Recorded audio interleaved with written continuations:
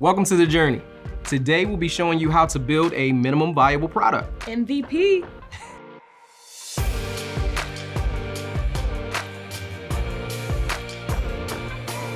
So money makes the world go around. You know, it's really important for an entrepreneur, small business owner to keep track of your revenue.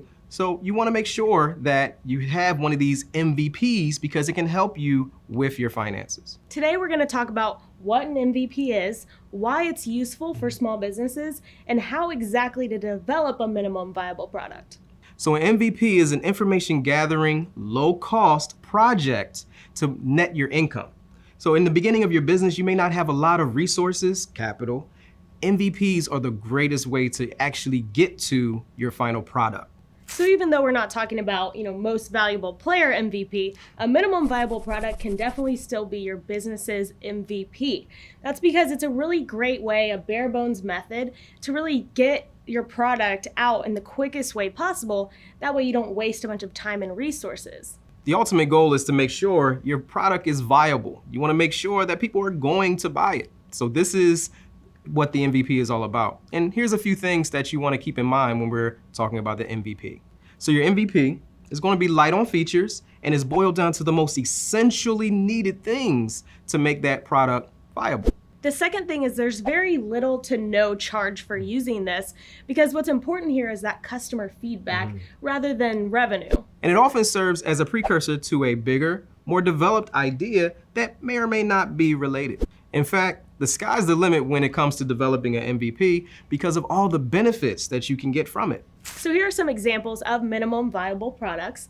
So first, starting with product designs. So this would be like sketches, right? So think of it whenever you are about to paint a picture, if you were to actually sketch it out first. So this is a really bare bones layout of your website or your project. So that way it's really easy to present to investors or possibly apply for crowdfunding. Now, the next type of product design is wireframe. Think of it as a draft of your web or mobile product. It could be, for instance, say you're a contractor. The architect is going to give you some blueprints to know what to build.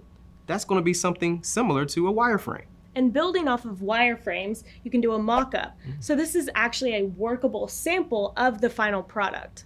And those mock-ups are good for demonstrations, evaluations, promotions, or if you want to raise funds for your product. The next type of MVP are demo videos.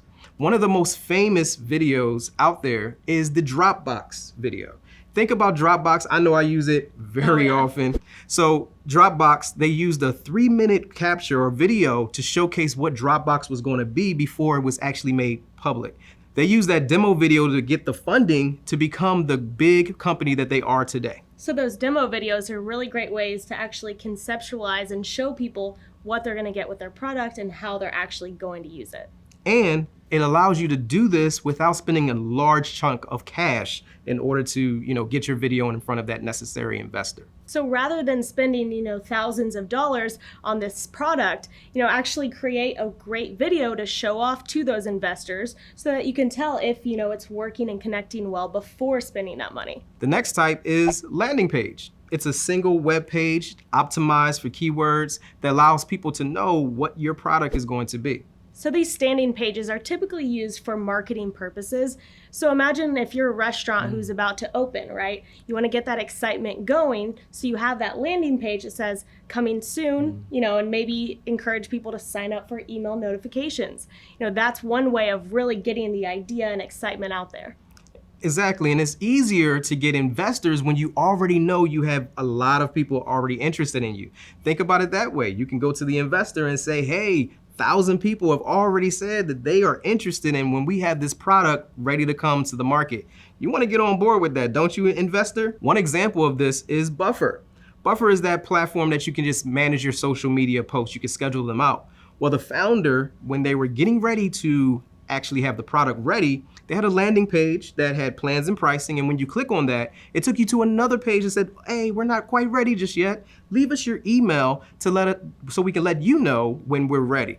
And that was a great way for them to, as I said earlier, show investors that all of these people are interested in our product. And that way you only have to create that one landing page rather than investing all this time and money into creating your full-on website. So here are some benefits of developing a minimum viable product. It's a lot different than that traditional method, where it required a lot of research and development and costs. Now, there's plenty of businesses or in industries that shouldn't use an MVP, especially those that will affect people's safety, like the airline industry. You wouldn't want them to have a minimum viable product for a plane. Yeah, I would not be getting on that plane. Not at all.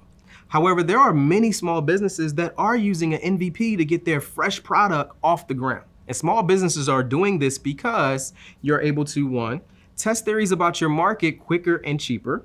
And since it is a bare bones project, you're not wasting a lot of time and money. And you can potentially see a return on your slim investment because your product is already in the marketplace. Plus, the results of your MVP testing are a really great way to, refine other products and services that you offer. So in short, it's not about the short game. You don't want to just put out a cheap product or a low quality product to just get rich quick. You're in it for the long haul. So basically, MVPs are a really great way to get a product or a project off the ground without overcommitting your time or overspending money. And because they're flexible, you can choose from a lot of the different types of MVPs like we've mentioned, and it's all depending on your budget or your needs. Well, we hope you enjoyed this guide on how to develop a minimum viable product, that MVP. Be sure to like, comment, and subscribe to our channel. And ring the bell so you're notified when we have fresh content coming out. This is The Journey. Thanks for watching. See you next time.